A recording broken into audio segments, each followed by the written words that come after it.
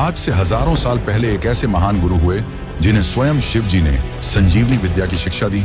उन्हें शास्त्रों से लेकर शस्त्रों तक, वेदों से लेकर उपनिषदों तक सबका संपूर्ण ज्ञान था और वे देवताओं के गुरु बनने वाले थे। लेकिन फिर ऐसा क्या हुआ कि जो देवताओं के गुरु बनना चाहते थे उन्हें ही अपना सबसे बड़ा शत्रु मान लिया और बन गए असुरों के गुरु, दैत्य गुरु शुक्राचार्य। शुक्राचार्य एक ऐसा नाम जो ये सवाल खड़ा करता है कि क्यों इतने ज्ञानी ऋषि ने देवताओं को छोड़ असुरों का गुरु बनना स्वीकार किया। उनकी विद्या के सामने देवताओं के गुरु देवगुरु बृहस्पति तक नतमस्तक हो जाते थे।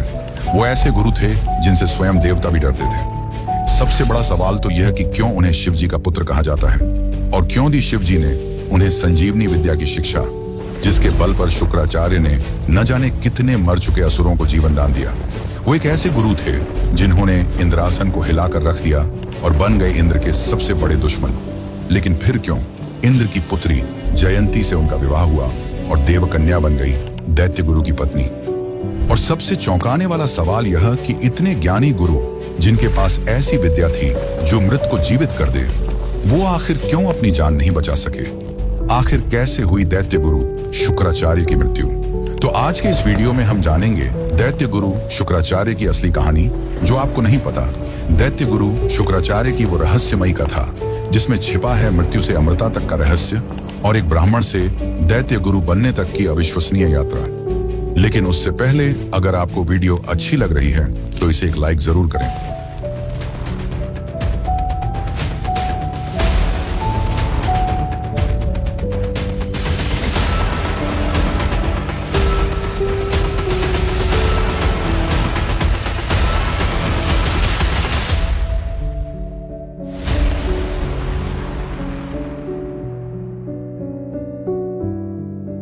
सृष्टि के आरंभ से संतुलन बनाए रखने के लिए ब्रह्मा जी ने दो प्रजातियों की रचना की, देव और असुर। पहले असुर भी अपना जीवन साधारण बिताते थे, परंतु समय के साथ देवताओं ने असुरों के साथ छल करना शुरू कर दिया, जिससे क्रोधित होकर असुर गलत काम करने के लिए प्रेरित हुए और तब से यह माना गया कि देवता धर्म और सत्य के प्रतीक हैं। वहीं दूसरी ओर असुर अधर्म और अराजकता के प्रतीक बने और इन्हीं दैत्यों के बीच प्रकट हुआ एक ऐसा गुरु जिसकी विद्या से मृत्यु भी भय खाती थी, जिसकी नीति से देवता भी कांप उठते थे। वह थे महर्षि भृगु और काव्या माता के पुत्र शुक्राचार्य। महर्षि भृगु जो सप्तऋषियों में से एक थे, जिन्हें ज्ञान, यज्ञ और ज्योतिष का परम आचार्य कहा जाता था, और उनकी पत्नी थी काव्या, जिन्हें काव्य माता या काव्य कन्या भी कहा जाता था। इन दोनों के संयोग से जन्मे उष्णा, जो आगे चलकर शुक्राचार्य के नाम से प्रसिद्ध हुए। उनका जन्म श्रावण मास की अष्टमी तिथि को हुआ था, एक ऐसा दिन जब स्वयं ब्रह्मांड की ऊर्जाएं संतुलन में होती हैं। बचपन में ही उन्होंने अपने पिता से आशीर्वाद लेकर अंगिरस ऋषि के आश्रम की ओर प्रस्थान किया। अंगिरस ऋषि का आश्रम उस युग का सबसे प्रतिष्ठित स्थान था, जहां स्वर्ग और पृथ्वी के बीच का ज्ञान एक सूत्र में बंधा था। यहाँ देवता, ऋषि पुत्र और मुनि अपने अपने ज्ञान के मार्ग पर साधना करते थे। इन्हीं विद्यार्थियों में दो नाम सबसे तेजस्वी माने जाते थे। एक थे अंगिरस के पुत्र बृहस्पति और दूसरे थे भृगुपुत्र शुक्राचार्य। दोनों में अद्भुत प्रतिभा थी, दोनों के मन में धर्म और ज्ञान के प्रति अगाध निष्ठा थी। लेकिन नियति ने उनके बीच एक ऐसा अंतर रखा जो आगे चलकर सृष्टि के इतिहास को बदल देने वाला था। शुक्राचार्य अत्यंत बुद्धिमान थे। वे वेद, ज्योतिष, औषधि, नीति और युद्ध नीति के गूढ़ रहस्यों को शीघ्र ही आत्मसात कर लेते थे। वहीं बृहस्पति भी तेजस्वी थे, परंतु शुक्राचार्य के मुकाबले वे थोड़े पीछे थे। धीरे धीरे शुक्राचार्य ने अनुभव किया कि गुरु अंगिरस अपने पुत्र के प्रति अधिक झुकाव रखते हैं। यह भावना उनके मन में बार बार चुभने लगी और एक दिन उन्होंने साहस कर गुरु अंगिरस से पूछा, गुरुदेव, जब मैं भी समान रूप से अध्ययन करता हूं तो बृहस्पति को अधिक ज्ञान और आशीर्वाद क्यों मिलता है? इस प्रश्न पर आशी अंगिरस मुस्कुराए और बोले, शुक्र, मेरे लिए सभी शिष्य समान हैं। पर इस जवाब से शुक्राचार्य के मन को संतुष्टि नहीं मिली। इसके बाद शुक्राचार्य ने अंगिरस का आश्रम छोड़ दिया और गौतम ऋषि के आश्रम की ओर पहुंचे और उनसे आग्रह किया कि वे उन्हें शिक्षा प्रदान करें। गौतम ऋषि ने स्नेहपूर्वक उन्हें अपना शिष्य बनाना स्वीकार किया। वहां उन्होंने ब्रह्म विद्या, औषधि शास्त्र, तंत्र और नीति का गहन अध्ययन किया। फिर एक समय जब वे अपनी विद्याओं में निपुण हो गए, तब उन्होंने देवताओं के गुरु बनने की इच्छा व्यक्त की। क्योंकि वे भी चाहते थे कि उन्हें देवताओं का सम्मान और इज्जत मिले। और इसी इच्छा के साथ वे इंद्रलोक पहुंचे। वहां बृहस्पति भी मौजूद थे। अब देवता द्विविधा में थे कि किसे अपना गुरु बनाए। ये बात तो सभी जानते थे कि शुक्राचार्य हर मायने में बृहस्पति से कहीं आगे हैं, परंतु इंद्र की बृहस्पति के साथ गहरी मित्रता होने के कारण बृहस्पति को देवताओं का गुरु चुना गया। इतना ही नहीं, शुक्राचार्य जिस सम्मान की इच्छा लेकर इंद्रलोक पहुंचे थे, उसे भी तोड़ते हुए इंद्र ने भारी सभा में कहा, तुम्हारी माता काव्या दैत्य कुल से है और हम किसी असुर को अपना गुरु नहीं बना सकते। यह बात शुक्राचार्य को चुभ गई और उसी पल से वह ऋषि जो देवताओं के गुरु बनना चाहते थे, बन गए देवताओं के सबसे बड़े दुश्मन। शुक्राचार्य पाताल लोक की ओर चल पड़े। वहां दैत्यों ने उन्हें वह इज्जत दी जिसकी उन्हें चाह थी और तब से वे बन गए दैत्य गुरु शुक्राचार्य। लेकिन शुक्राचार्य की कहानी यहाँ समाप्त नहीं होती। उनकी असली कहानी तो अब शुरू होती है कि कैसे स्वयं शिव जी ने उन्हें सिखाई संजीवनी विद्या, जिसके बल पर वे किसी भी मृत को फिर से जीवन प्रदान कर सकते थे। तो चलिए अब जानते हैं शुक्राचार्य की असली कहानी। जब किसी हृदय में अपमान की अग्नि प्रज्वलित होती है तो वह या तो उसे भस्म कर देती है या उसे कुछ ऐसा बना देती है जो इतिहास को बदल दे। अंगिरस के आश्रम से निराश और आहत होकर निकले शुक्राचार्य अब उसी रूपांतरण के मार्ग पर थे। उनके भीतर की पीड़ा उन्हें एक ऐसे लोक की ओर ले जा रही थी जहां अन्याय के विरुद्ध विद्रोह जन्म लेता था। पाताल लोक, दैत्यों का राज्य। कहा जाता है कि जब शुक्राचार्य वहां पहुंचे तो समस्त दैत्य समुदाय विस्मित रह गया। दैत्यराज ने उन्हें प्रणाम करते हुए कहा, हे भृगुपुत्र, आपके ज्ञान का हम लंबे समय से आदर करते आए हैं। आज यदि आप हमारे गुरु बन जाएं तो कोई भी देवता हमारे विरुद्ध विजय प्राप्त नहीं कर सकेगा। इन शब्दों में शुक्राचार्य को वह आदर मिला जिसकी उन्हें वर्षों से प्रतीक्षा थी। वे मुस्कुराए, किंतु वह मुस्कान करुणा और प्रतिशोध के मिश्रण से भरी थी। उन्होंने कहा, देवताओं ने मेरे ज्ञान का अपमान किया है, अब वही ज्ञान उनके अभिमान को तोड़ेगा। यहीं से उन्होंने अपनी प्रतिज्ञा ली, मैं उन सबकी सहायता करूंगा जिन्हें देवताओं ने अन्यायपूर्वक दबाया है। मैं धर्म के नाम पर चल रही सत्ता को चुनौती दूंगा। और उसी क्षण से उनका नाम बन गया दैत्य गुरु शुक्राचार्य। शुक्राचार्य के मार्गदर्शन में दैत्य राज बलि, हिरण्यकशिपु, प्रहलाद और अनेक योद्धा ऐसे बने जिन्होंने देवताओं तक को चिंतित कर दिया। उन्होंने असुरों को हर विद्या सिखाई, अस्त्र शस्त्र का ज्ञान दिया, जिससे असुर देवताओं से कहीं अधिक शक्तिशाली होने लगे।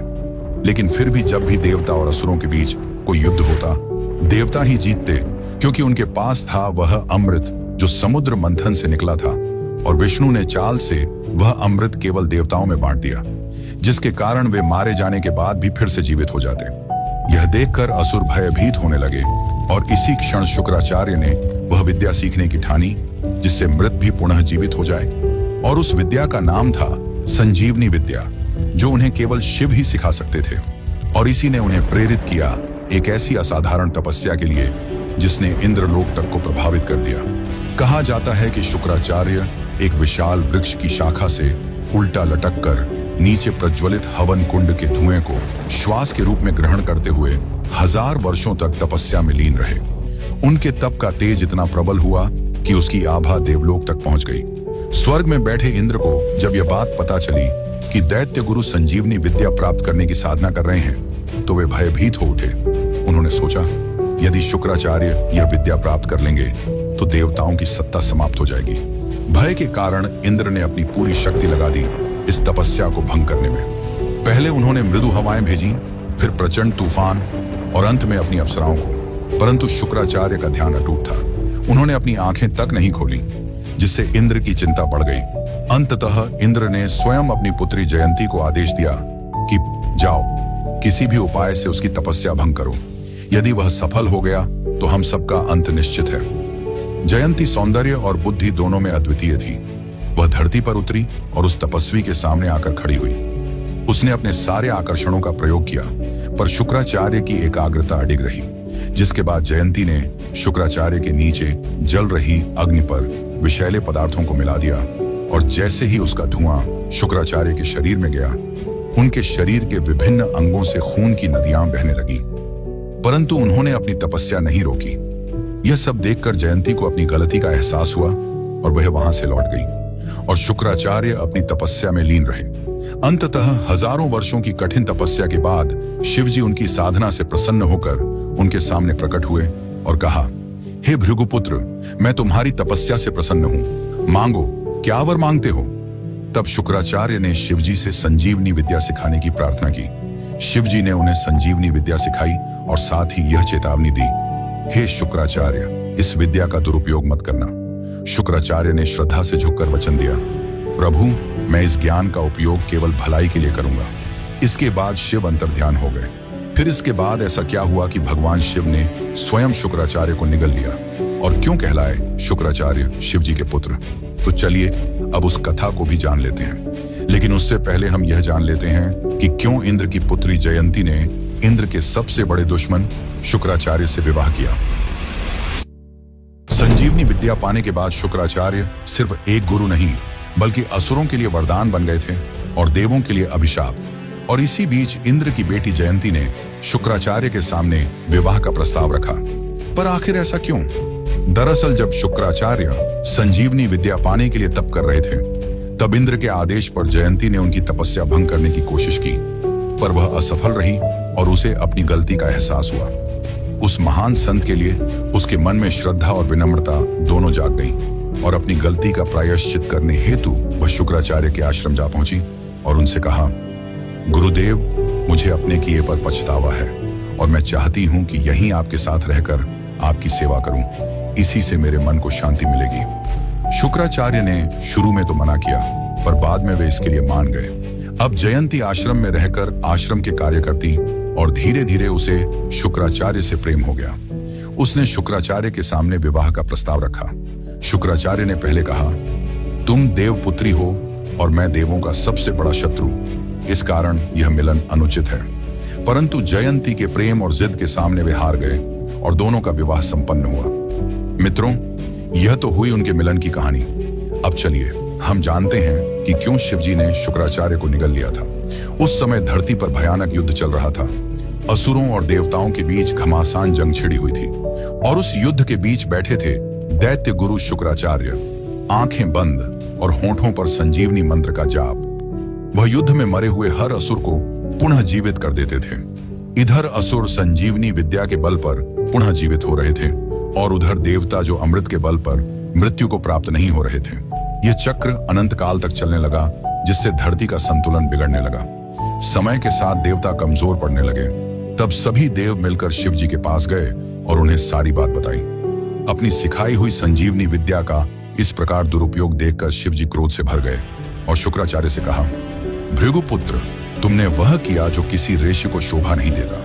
मैंने तुम्हें यह ज्ञान धर्म की रक्षा के लिए दिया था, लेकिन तुमने इसे अधर्म के सहायक के रूप में प्रयोग किया। मृत्यु सृष्टि का संतुलन है और तुमने उसे चुनौती दी है। यह सुनकर शुक्राचार्य भय से कांप उठे और हाथ जोड़कर बोले, प्रभु, मेरा उद्देश्य केवल असुरों को न्याय दिलाना था। देवता भी तो अमृत के बल पर अमर हैं, फिर मैं अपने शिष्यों को क्यों ना अमर बनाऊं? शुक्राचार्य की यह बात सुनकर शिव का क्रोध और बढ़ गया और उन्होंने कहा, अमृता का अधिकार केवल धर्म को है, अहंकार को नहीं। और इतना कहते ही शिव जी ने अपना मुख खोला और शुक्राचार्य को निगल लिया। शुक्राचार्य शिव के पेट में अंधकार में डूब गए। वहां न कोई समय था, न दिशा, केवल मौन। शुक्राचार्य के अनगिनत प्रयासों के बाद भी वे शिव जी के उदर से बाहर नहीं आ पाए, लेकिन अंत में उन्हें एक मार्ग मिल ही गया। वे शिव के लिंग से शुक्राणु के रूप में बाहर आए। जैसे ही इस बात का पता शिव जी को चला, उनका क्रोध उमड़ पड़ा और वे शुक्राचार्य का पीछा करने लगे। तब शुक्राचार्य भागते हुए माता पार्वती के चरणों में जा गिरे और उनके जीवन की भीख मांगने लगे। तब माता पार्वती ने शिव जी को शांत किया और समझाते हुए कहा, यह आपके ही लिंग से शुक्राणु के रूप में बाहर आया है, इसलिए नियम से यह आपका पुत्र है। आपको इसे मृत्यु दंड नहीं देना चाहिए। यह सुनकर शिव जी शांत हुए और शुक्राचार्य को क्षमा कर दिया और तभी से शुक्राचार्य शिवपुत्र कहलाए। माना जाता है कि शुक्राणु के रूप में बाहर आने की वजह से ही उनका नाम शुक्राचार्य पड़ा। लेकिन दोस्तों, शुक्राचार्य की कहानी यहां समाप्त नहीं होती। अब हम जानेंगे कि कैसे एक महान गुरु जिन्हें संजीवनी विद्या का ज्ञान था, वे अपनी ही जान क्यों नहीं बचा पाए और क्यों हार गए अपनी संतान की जिद के सामने। तो चलिए अब इस आखिरी कथा को जानते हैं। लेकिन उससे पहले अगर आपको वीडियो अच्छी लग रही है तो वीडियो को लाइक करें और चैनल को सब्सक्राइब जरूर करें। दैत्य गुरु शुक्राचार्य की संजीवनी विद्या से सभी देव डरे हुए थे और इसी कारण वे चाहते थे कि उनके पास भी संजीवनी विद्या का ज्ञान हो, जिसके कारण देवगुरु बृहस्पति ने अपने पुत्र कच्छ को यह आदेश दिया कि वह शुक्राचार्य के आश्रम जाकर उनसे शिक्षा प्राप्त करे और संजीवनी विद्या का ज्ञान ले। अपने पिता के आदेश का पालन करते हुए कच्छ शुक्राचार्य के आश्रम पहुंचा और उनसे उनका शिष्य बनने की इच्छा व्यक्त की। शुक्राचार्य ने बिना किसी सवाल के उसे अपना शिष्य बनाना स्वीकार किया और उसे शिक्षा देना शुरू किया। उसी समय शुक्राचार्य की पुत्री भी आश्रम में रहती थी और वह धीरे धीरे कच्छ के तेजस्वी रूप पर मोहित होने लगी और उससे प्रेम करने लगी। पर इस बात से दैत्य बहुत नाराज थे। उन्हें यह बात पसंद नहीं था कि देवताओं का पुत्र हमारे गुरु से शिक्षा ले। उन्हें डर था कि यदि उसे संजीवनी विद्या का ज्ञान मिल गया तो वह असुरों पर भारी पड़ सकता है। इसी कारण असुरों ने मौका पाकर कच्छ को मार डाला। जैसे ही यह बात शुक्राचार्य की पुत्री देवयानी को पता चली, वह विलाप करने लगी। तब शुक्राचार्य ने संजीवनी मंत्र का उच्चारण कर कच्छ को फिर से जीवित कर दिया। लेकिन इस बात से नाराज असुरों ने कच्छ को फिर से मारने की कोशिश की और उन्होंने ऐसा कई बार किया, पर हर बार शुक्राचार्य उसे पुनः जीवित कर देते। अंततः असुरों ने कच्छ को मारकर उसके शरीर को जला दिया और उसकी राख को शुक्राचार्य के पेय में मिलाकर उन्हें पिला दिया। इसके बाद देवयानी फिर से विलाप करने लगी। अब शुक्राचार्य धर्म संकट में थे। यदि वे पुत्री की बात मानकर कच्छ को जीवित करते हैं तो उन्हें स्वयं मृत्यु को स्वीकार करना होगा। अंततः एक संतान के मोह के सामने दुनिया का सबसे बड़ा गुरु हार गया और उन्होंने कच्छ को जीवन दान दिया और स्वयं मृत्यु को प्राप्त हुए। उन्होंने अपने उदर में ही कच्छ को संजीवनी विद्या का ज्ञान दे दिया। ज्ञान प्राप्त कर कच्छ वापस स्वर्गलोक की ओर जाने लगे। तब देवयानी ने उनके सामने विवाह का प्रस्ताव रखा, पर कच्छ ने मना कर दिया और कहा, मैं तुम्हारे पिता के उदर से बाहर आया हूं, जिसके कारण मैं उनका पुत्र हूं और तुम उनकी पुत्री, तो कायदे से हम भाई बहन हुए, इसलिए यह विवाह धर्म के विरुद्ध होगा। यह सुनकर देवयानी क्रोध से भर गई और उसने कच्छ को श्राप दिया, जब भी तुम्हें इस विद्या की सबसे ज्यादा जरूरत होगी तुम इसे भूल जाओगे। और इस प्रकार एक महान गुरु की कथा का अंत होता है। पर क्या यह सच में अंत था? क्योंकि शुक्राचार्य की कथाएं तो इसके आगे भी मिलती हैं। दरअसल हुआ यह था कि शुक्राचार्य ने कच्छ को जीवन दान देने से पहले ही उसे संजीवनी विद्या का ज्ञान दे दिया था और जब कच्छ उनके उदर से बाहर आया तो शुक्राचार्य की मृत्यु हो गई। परंतु कच्छ ने अपने गुरु के प्रति अपना दायित्व निभाते हुए सबसे पहला कार्य यह किया कि अपने गुरु शुक्राचार्य को ही संजीवनी विद्या के ज्ञान से पुनर्जीवित किया। और इसके बाद शुक्राचार्य ने अनंत काल तक कई महान असुरों को शिक्षा प्रदान की। तो यह थी एक महान गुरु की कहानी जो दैत्य गुरु होने के बावजूद आज भी देवगुरु से अधिक पूजे जाते हैं।